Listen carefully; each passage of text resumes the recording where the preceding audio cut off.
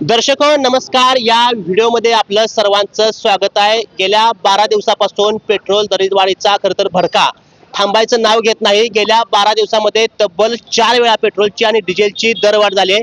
ही दरवाढ 7.5 रुपयांची झाली आहे. जणू सामान्य नागरिकांच्या घराला 7.5 लागले काय असा भडका या ठिकाणी सामान्य नागरिकांकडून त्या ठिकाणी व्यक्त केला जातोय. खरं तर ज्यांचं बजेट हे खरं तर अगदी 1-2 रुपयापासून असतं, खरं तर त्यांचं बजेट सध्याला बिघडताना या माध्यमातून आपल्याला बघायला मिळते. आणि त्याच माध्यमातून उद्धव ठाकरे शिवसेना गटाकडून पंढरपूरमध्ये त्या ठिकाणी जे मोदीनं चॉकलेट फेमस केले मेलोडी, ते चॉकलेट इथल्या नागरिकांना आणि कांदा त्या ठिकाणी लोकांना दाखवत या ठिकाणी एक आंदोलन केलंय. या आंदोलनाची नेमकी पार्श्वभूमी काय, त्यांची काय भूमिका आहे जाणून घेऊया. काय होतं आंदोलन पाठीमागचं कारण? पहिला मला प्रश्न आहे की मेलोडी चॉकलेट का दिले? मेलोडी चॉकलेट ही 10-12 वर्ष झालं आपल्या देशातल्या प्रत्येक नागरिकाला असलं चॉकलेटच मिळतंय फक्त. आणि आता अशी अवस्था झाली देशातली की अश्मयुगा या काळात लोक सुखी होती, पण आता सुखी नाहीत अशी मनाई वेळ आलेली. कारण ह्या 10-12 दिवसामध्ये 4थी दरवाढ आहे पेट्रोल, डिझेल, गॅस, सीएनजी. सामान्य लोकांना जगायचं अश्मयुगासारखं कपडे, केळीची पानं बिनं गुंडाळून ह्याच्यात वनामध्ये राहायला जायचं असा प्रश्न या ठिकाणी निर्माण झालेला आहे. आणि दुसरी गोष्ट काय आहे, एकीकडे ही सगळी अवस्था असताना आपल्या देशाचे महामहिम नेते जे आहेत, मोठे नेते आहेत, परंतु ते बाहेरच्या देशात जाऊन चॉकलेट फेमस करताना दिसते. चॉकलेट भारताचं चांगली गोष्ट आहे म्हणून आम्ही चॉकलेट इथं देशातल्या लोकांना फेमस करायला लागलो. बाबा ही चॉकलेट तर तुम्हाला दिलं गेलं नाही ना, जरा आठवा असं दाखवण्यासाठी ही काय मेलोडी चॉकलेट आहे तुम्हाला सांगतो. सगळ्या इथं आता पेट्रोल पंपावर आम्ही आलतो, प्रत्येकाला दिलं. तर ही चॉकलेट खाल्ल्यानंतर प्रत्येकाच्या चेहऱ्यावर आम्हाला एक राग दिसत होता, समाधान दिसतं चॉकलेट खाल्ल्यावर. पण ही आम्हाला कायम चॉकलेट मिळत आलंय म्हणली. हे काय तुम्ही दाखवता ही नवीन चॉकलेट नाही. आणि कांद्याची माळ घालायचं कारण काय, चॉकलेटचा दर आहे का त्याच्यापेक्षा ह्या कांद्याचा किलोचा दर कमी व्हायला लागला. अक्षरशः शेतकऱ्याची राख रांगोळी करायची आणि आपण परदेश दौऱ्यावर फिरायचं, ही सगळी जी चालू आहे या गोष्टीला जनता आता विटलेली आहे. आणि एक प्रतिकात्मक आंदोलन म्हणून आणि झालेली परिस्थिती अत्यंत चिंताजनक आहे. गोर गरीब कष्टकरी जे नोकरदार वर्ग असू द्या किंवा शेतकरी असू द्या, आज महाराष्ट्रातला असा कुठला पेट्रोल पंप नसेल जिथं ते शेतकरी त्यांच्या पेरणीसाठी लागणारं डिझेल, पेट्रोल ही घेण्यासाठी रांगा लावल्यात अक्षरशः अर्धा किलोमीटर. त्यांच्यात भांडणं लागले. म्हणजे रांगा तर किती वेळा लावायच्या. एकदा नोटबंदीला लावल्या, पुन्हा कोरोना वॅक्सिनला लावल्या, आणि आता पेट्रोल पंपासाठी डिझेलसाठी. ह्या सगळ्या गोष्टीचा खऱ्या अर्थानं खऱ्या देशाला वीट आला असं म्हणलं तर चाल. आणि इलेक्ट्रिकल गाड्याचा वापर करा म्हणते. आता मला सांगा, इलेक्ट्रिकल गाड्याचा वापर करायला इथं शेतकऱ्याला फक्त दिवसात 4 तास वीज मिळायला लागली उन्हाळ्यात. इलेक्ट्रिकल गाड्या कुठं वापरता सांगा? मोबाईल चार्जिंग होत नाही लोकांचं, कुठनं वापरणार? म्हणजे सगळा अंधभक्ताचा पोकळ कारभार आहे. आणि ही काय जर झालं तर काय जमात अशी आहे, 2% फेसबुक, युट्यूब, व्हॉट्सअपवर बोलणारी. आणि काय जर झालं तर मोदीवर काय बोललं नाही पाहिजे तुम्ही, अशी भूमिका असते. परंतु केलेल्या चुकाचं खापर तर निश्चितपणानं सत्ता आहे म्हणून त्यांनी फोडून घेतलं पाहिजे. आणि आज जी देशाची अवस्था आहे ती अत्यंत वाईट अवस्था आहे.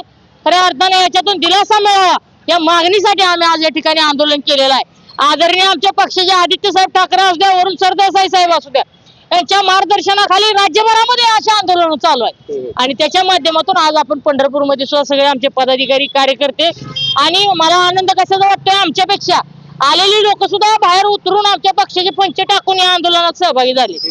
अनेकांचं म्हणणं इथं बघायला मिळालं की म्हणजे फेसबुकच्या माध्यमातून, कमेंटच्या माध्यमातून 7.5 रुपये वाढलं म्हणजे काय वाढलंय, 7.5 रुपये असा काय फरक पडणार आहे? आणि दुसऱ्या देशाची परिस्थिती बघा आणि आपल्या देशाची परिस्थिती बघा, अशी चालू चर्चा. कायम हे लोक पाकिस्तानची तुलना करते. तुम्हाला सांगतो, पाकिस्तान आधीच मेलेला देश आहे. त्यांना माती डबरं करायला सुद्धा डिझेल नाही की डबरी करून पुरावती माणसं म्हणून. त्या देशाची आपली तुलना करायची काय कारण आहे? आपल्या देशाची करन्सी कुठं, ऑस्ट्रेलिया संग तुलना होणार होती, चायना सोबत तुलना करायची होती, जर्मनी, जपान ह्या गोष्टी सगळं तुलना करायला सोडून तुम्ही आता पाकिस्तान संग करताय. काही दिवसानंतर श्रीलंका आणि भूतान संग सुद्धा तुम्ही तुलना कराय.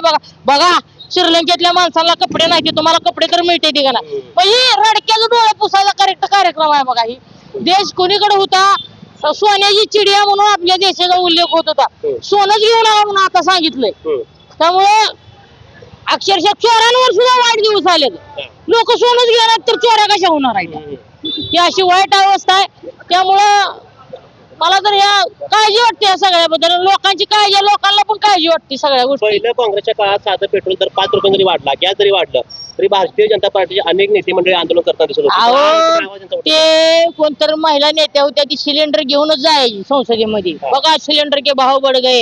ही कांदा आहे का, हा. ही कांदा पंतप्रधान मनमोहन सिंगला वगैरे ह्यांनी मारलं होतं कांदा. का तर कांद्याच्या मातीमोल झालंय आणि असं झालंय तसं झालंय. ह्या लोकांना फक्त आणि फक्त शेतकऱ्यांना गुटमळत ठेवायचा, शेतकऱ्यांचा कष्ट करायचा कोणाचाच फायदा नाही. यांना फक्त अदानी अंबानी यांची 4 लोक आहेत का, त्यांना जगवायचा. आणि देश तुम्हाला सांगतो मातीत घालायचं काम केलंय. रुपया किती खाली आलाय ती जर तुम्ही बघितलं तर आपल्याला लाज वाटायला लागली आज. अशी अवस्था आहे. आणि ह्या कारभारामध्ये खऱ्या अर्थानं सक्षम विरोधी पक्ष म्हणून आम्ही सगळ्यांनी आता बोलणं गरजेचं आहे. राहुल गांधी देशात बोलतात, राज्यामध्ये आदित्य ठाकरे साहेब असल्या, रोहित पवार असल्या, ही सगळी लोक बोलतात, काँग्रेसचे सपकाळ बोलतात. पण आता गावागावापर्यंत जावं लागेल. ही काय भूमिका आहे यांचं, किती अक्षरशः लोकांचे हाल चालू आहेत हे सांगावं लागेल. त्यासाठी आम्ही हे प्रतिकात्मक आंदोलन केलेलं आहे. रणजित सर, सोन्याबद्दल काय प्रतिक्रिया? सोनं सुद्धा खरेदी करू नका म्हणून चालू सगळीकडे. नाही तेच ना, मला तर तीच काळजी वाटते. सोनं सुद्धा खरेदी करू नका, तुम्ही पेट्रोलच्या गाड्या वापरू नका. अरे काय म्हणतात त्याला, एसटी न जावं म्हणतात. आता तुम्ही एसटी न बघितलं तर एसटीच्या काय काय याला दरवाजेच नाहीत, काय काय याला खिडक्या नाहीत. सोन्या चांदीचं जर तुम्ही म्हणाल, त्याचं फोटो आहे ते एसटी वरती. हो फोटो तेवढं लावतील की व्यवस्थित, वर दरवाजे नसले तरी चालतील. अक्षरशः तुम्हाला सांगतो. आणि त्या एसटी वाल्यांचं बी बरं का, त्यांच्या कर्मचाऱ्यांचे बी डिझेल टाकी निघून गेली बघा.